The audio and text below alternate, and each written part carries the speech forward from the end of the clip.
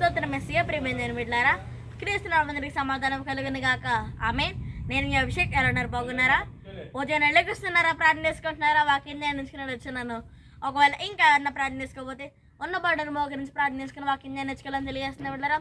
తద్వారా దేవుడు మీతో మాట్లాడమని ఆశ్రయించి మిమ్మల్ని విశ్వాసంలో ఆత్మీయతలను మరింత బలపరుస్తారని తెలియజేస్తూ ప్రతిదినమో దేవుని వాగ్దానమని యత్న చక్కటి కార్యక్రమంలో వాగ్దానం చదువుకుందాం. నేను చదువుతున్నాను. నాకు మొర్రపెట్టుము, నేను నీకు ఉత్తరం ఇచ్చేదను.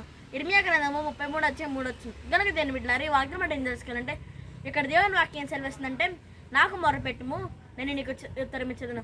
మన శ్రమల్లో ఉన్నప్పుడు, ఇబ్బందుల్లో ఉన్నప్పుడు, మరి ఏ పరిస్థితుల్లో ఉన్నప్పుడు కూడా మరి మన దేవుడికి మన అవసరతల గురించి అయినా మన అవసరతల గురించి మన దేవుడికి మనం మొరపెట్టినప్పుడు మరి ఆయన మనకు ఉత్తరం ఇస్తారని తెలియజేస్తున్నారా. మనకు విశ్వాసం కలిగి ఉండండి, ధైర్యం తెచ్చుకోండి, వాగ్దానం బట్టి ప్రార్థన చేసుకోండి.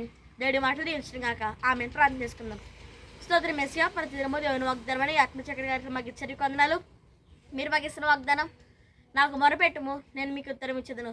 ఈ వాగ్దానం అందరి నెరవేర్చిన రోగులంటే 100 స్వస్థపరిచిన ఇది ఎవరైతే పుట్టినరోజులు కానీ పెళ్ళిరోజులు కానీ జరిపించుకుంటున్నారో వాళ్ళందరినీ ఆశ్రయించండి.